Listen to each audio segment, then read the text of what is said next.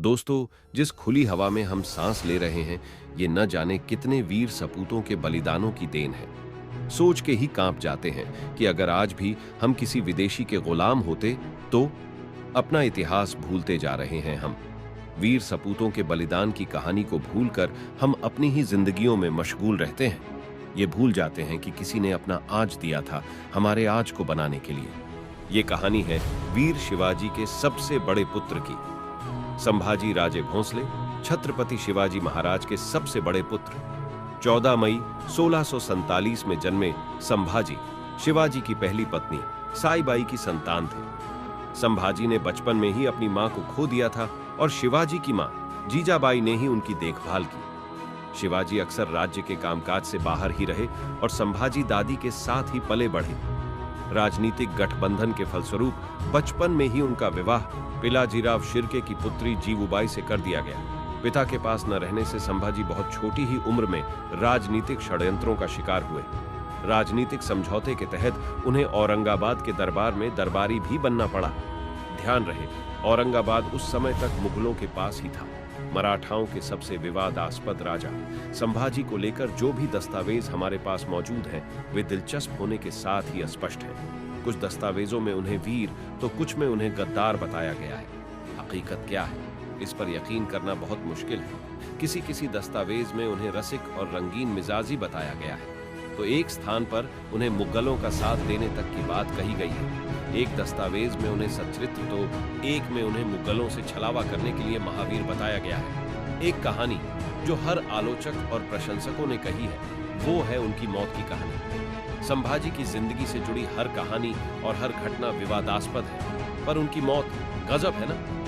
जिंदगी का कोई एक मत नहीं, पर मौत ऐसी कि आलोचक भी कुछ बुरा न कह पाए। 1680 में रायगढ़ किले में शिवाजी के देहांत के बाद मराठा साम्राज्य दोबारा खतरे में आ गया था। मराठियों के सिर पर कोई साया नहीं था। राज सिंहासन भी पारिवारिक मतभेदों के कारण बिना राजा के विदेशियों की नजरों का शिकार बन गया था। शिवाजी के कई मंत्रियों ने सोयराबाई संभाजी की सौतेली मां से हाथ मिला लिया था। सोयराबाई ने अपने 10 साल के बेटे राजा राम को गद्दी पर बिठा दिया। संभाजी उस वक्त बनहाला किले में थे। संभाजी को जब इस षड्यंत्र का पता चला तो उन्होंने सोयराबाई के भाई हम्बीराव मोहिते से मदद मांगी।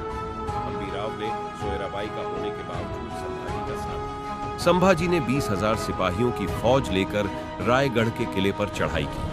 रायगढ़ को बड़ी आसानी से जीतने के बाद उन्होंने अपनी सौतली मां सोयराबाई को कैद कर लिया। संभाजी के खिलाफ षड्यंत्र करने के अलावा सोयराबाई पर शिवाजी को जहर देने का भी आरोप था। कुछ दस्तावेजों के अनुसार संभाजी ने सोयराबाई को मरवाया था, वहीं कुछ दस्तावेजों के अनुसार सोयराबाई शिवाजी की मौत से हृदयघात से हुई थी। यूरोपियन दस्तावेजों के अनुसार संभाजी ने खुद सोयराबाई का अंतिम संस्कार किया था। सच तो इस देश की मिट्टी ही जानती है। 1681 में संभाजी ने खुद को छत्रपति घोषित कर दिया। औरंगजेब के बेटे शहजादे अकबर ने अपने पिता के खिलाफ विद्रोह कर दिया था। अकबर ने संभाजी से सहायता मांगी थी और उन्होंने अकबर को अपने यहाँ पनाह दी थी। संभाजी ने मुगलों पर कई हमले किए, कुछ में उनको जीत मिली तो कुछ में हार। शिवाजी के बेहद करीबी थे उज्जैन के कवि कलश। कवि कलश ने संभाजी को गर्मियां बिताने के लिए संगमेश्वर में एक किले का निर्माण करवाने को कहा। संभाजी संगमेश्वर में थे, रायगढ़ किले की सुरक्षा से दूर। मुगल सेनापति मुकर्रब खान को इसकी सूचना मिली और उसने संभाजी को बंदी बनाने की योजना बनाई। मुकर्रब की सहायता संभाजी के ही एक रिश्तेदार ने की। संभाजी और कवि कलश को बंदी बना लिया गया और उन्हें औरंगजेब के पास ले जाया गया। औरंगजेब से संभाजी का आमना सामना भी बहुत रोमांचक था। दरबार में संभाजी को देखकर औरंगजेब बहुत ज्यादा खुश हुआ। ऊपर वाले का धन्यवाद देने के लिए औरंगजेब ने झुककर दुआ में मक्के की तरफ हाथ उठाए। कवि कलश ने इतने में आगे बढ़कर कहा कि वे संभाजी के स्वागत में ऐसा कर रहे हैं। औरंगजेब ने गुस्से में संभाजी और कवि कलश को काल कोठरी में डाल दिया। मुगल बादशाह ने संभाजी के सामने 3 शर्तें रखी थीं। संभाजी अपनी सारी सेना, सारे किलों और मराठाओं के खजाने को मुगलों के हवाले कर दे। संभाजी सारे मुगल गद्दारों के नाम बताए। संभाजी मुसलमान बन जाए। वीर मराठा छत्रपति ने औरंगजेब की किसी भी शर्त को मानने से इनकार कर दिया। अपनी बेइज्जती का बदला संभाजी ने गजब तरीके से लिया। कुछ दस्तावेजों के मुताबिक संभाजी सारी शर्तें एक शर्त पर मानने को तैयार हुए, वो ये कि औरंगजेब अपनी बेटी का विवाह संभाजी से कर दे। संभाजी ने अपनी बेइज्जती का बदला कुछ यूं लिया। औरंगजेब ने अपना आपा खो दिया और संभाजी को मारने के आदेश दे दिए। दोनों को काल कोठरी में पिंजरों में कैद किया गया और जोकर जैसी टोपियां पहनाई गईं। संभाजी और कवि कलश को बहरूपियों के कपड़े पहनाकर ऊंटों से बांधकर पूरे नगर, पूरी सेना के सामने घुमाया गया। साथ ही सभी मुसलमानों से उन पर थूकने को कहा गया। संभाजी ने चुपचाप ये बेइज्जती बर्दाश्त की। कवि कलश संस्कृत के श्लोक पढ़ते हुए सब सहते रहे, अपने मित्र के साथ खड़े रहे। वो औरंगजेब ने एक बार फिर संभाजी से इस्माल कबूलने को कहा। संभाजी ने हिंदू धर्म की महानता की व्याख्या करते हुए औरंगजेब की बात मानने से मना कर दिया। औरंगजेब ने संभाजी के घावों पर नमक लगवाने की आदेश दिया। इतने में भी संभाजी हिंदू धर्म का गुणगान करते रहे। बादशाह ने संभाजी की जीभ काटकर उनके पैरों तले रखने के आदेश दिए और फिर उनकी जीभ एक कुत्ते के आगे फेंक दी गई। औरंगजेब ने संभाजी की आंखें निकलवाने के भी तात्कालिक आदेश दे डाले। औरंगजेब की हैवानियत यहीं पर नहीं रुकी।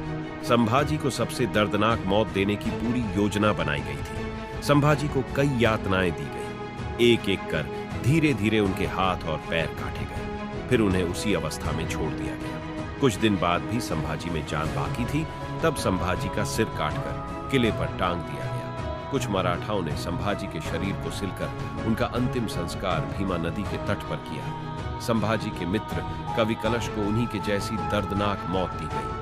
वीर शिवाजी का एक ही सपना था, स्वराज की स्थापना।